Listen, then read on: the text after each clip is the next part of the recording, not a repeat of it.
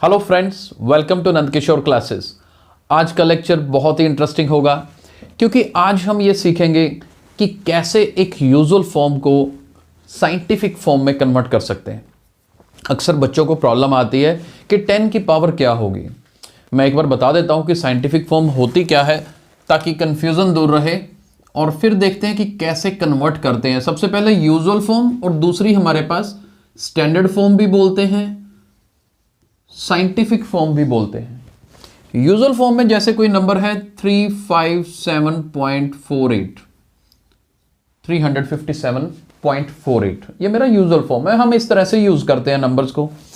लेकिन इसी को अगर स्टैंडर्ड फॉर्म में लिखें तो वो क्या होता है 3.5748 मल्टीप्लाई 10 स्क्वायर।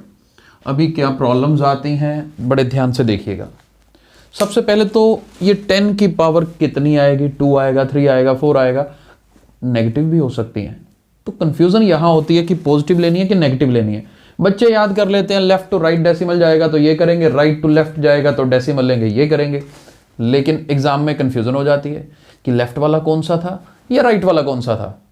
तो आज के वीडियो में हम इंटरेस्टिंग वे सीखेंगे जिससे कभी भूलेंगे नहीं बच्चे।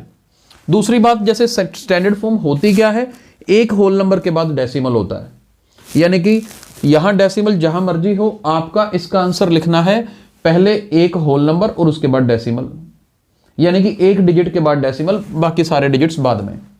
तो ये मेरी साइंटिफिक फॉर्म है, स्टैंडर्ड फॉर्म भी बोलते हैं।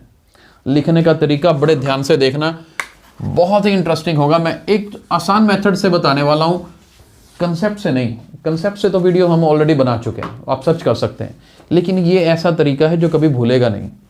मान लीजिए मैं ये कहूं कि मेरे पास है 385.29। सुनना ध्यान से, और अगर पेरेंट्स सुन रहे हो तो बच्चों को जरूर बताना। ये देखिए 385.29, मुझे स्टैंडर्ड फॉर्म पता है कैसी होती है कि भैया ये डेसिमल यहां नहीं लगना, वो तो 3 के बाद लगना है। तो मैं यहां पर 3 के बाद लगा देता हूं 3.8529। इतना तो करना ही करना है ना, डेसिमल तो एक ही डिजिट के बाद लगना है, जहां कहीं भी हो उठा के ले जाओ। लेकिन अब प्रॉब्लम कहां आती है जी, मल्टीप्लाई 10 की पावर क्या लिखें, पॉजिटिव लिखें कि नेगेटिव लिखें हर काम। तो पहले ये डिसाइड करना सीखते हैं कि पॉजिटिव या नेगेटिव। आपने क्या देखना है, आपने ये बताना है बच्चों को कि ये देखिए 385 है, मैंने 385 को क्या बना दिया, 3 बना दिया, नंबर तो छोटा कर दिया ना। मेन तो फीलिंग समझनी है यहां पर। इतनी बड़ी वैल्यू 385 को मैंने सिर्फ 3 लिख दिया, इस पे तरस आना चाहिए ना। नुकसान कर दिया इसका, छोटा बना दिया इसको। जब इसको छोटा बना दिया तो फिर इसको बेनिफिट देना है। क्या बेनिफिट देना है, पॉजिटिव थॉट्स देने हैं इसको। बेनिफिट देना है तो मतलब 10 की पावर में पॉजिटिव लूंगा। जब इतना नुकसान कर दिया तो कुछ तो पॉजिटिव कर दे इसके लिए, तो 10 की पावर पॉजिटिव होगी। तो बड़े नंबर को छोटा बना दिया तो 10 की पावर पॉजिटिव आएगी। पहला पॉइंट याद रख लेना है। नंबर 2, अब पावर कितनी लिखनी है। देखो जी, डेसिमल यहां था ना, तो कितने कदम लेफ्ट लेके आए आप। ये देखिए, मैं एक बार इसको रब कर दूं, ये देखिए 1 स्टेप, फिर सेकंड स्टेप, 2 कदम पीछे लेके आए। जितने कदम पीछे लेके आए हो बस उतनी पावर लगा दो 2 ऊपर। आसान रहेगा, बच्चे भूलेंगे नहीं कभी, आजमा के देख लीजिएगा। जैसे मैं एक एग्जांपल और दूं, मान लीजिए ये हो 4789.3।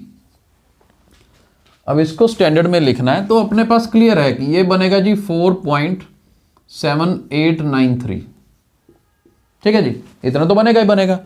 अब कहां 4789, कहां आपने 4 पॉइंट कुछ कर दिया, नंबर को छोटा बना दिया। अगर नंबर को छोटा बना दिया तो क्या करेंगे कि यार इसको छोटा बना दिया ना, इसको थोड़ा सा बेनिफिट दे दो। कितना बेनिफिट दे दो, कम से कम पावर तो पॉजिटिव कर दो इसकी। कर देंगे जी, कितनी पावर, कितने स्टेप्स इधर लेके आ रहे हो, 1 2 3। ठीक है जी, 10 की पावर 3 कर देते हैं। बस इतना सा याद रखना है काम। आई होप समझ आ रहा होगा। अब कई बार क्या होता है, कई बार ऐसा भी आएगा 0.00895। क्या जी, ये मेरी यूजुअल फॉर्म है, इसको साइंटिफिक फॉर्म में कर दीजिए, स्टैंडर्ड फॉर्म में कर दीजिए।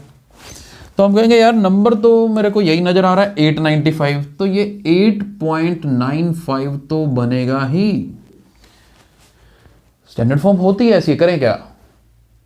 अब 10 की पावर क्या लिखें, तो क्या करेंगे, हम कहेंगे भाई 0.00895 बड़ा ही छोटा नंबर है, आपने उठा के इसको 8.95 कर दिया, बड़ा कर दिया। जब छोटे से नंबर को इतना बड़ा कर दिया तो भाई इसको हवा में मत जाने दो, इसकी 10 की पावर नेगेटिव कर दो ताकि ये बैलेंस में रहे। ऐसी फीलिंग्स याद रखनी है बस। कितने पावर नेगेटिव, ये देखो डेसिमल एक कदम इधर गया, second step, third step, 3 step आपने डेसिमल को मूव किया तो पावर -3 आएगी। 100% याद रहेगा, भूलेगा नहीं बच्चों को। और देखिए 0.028293, अब आप सोच के देखिए, आपको पक्का याद हो जाएगा।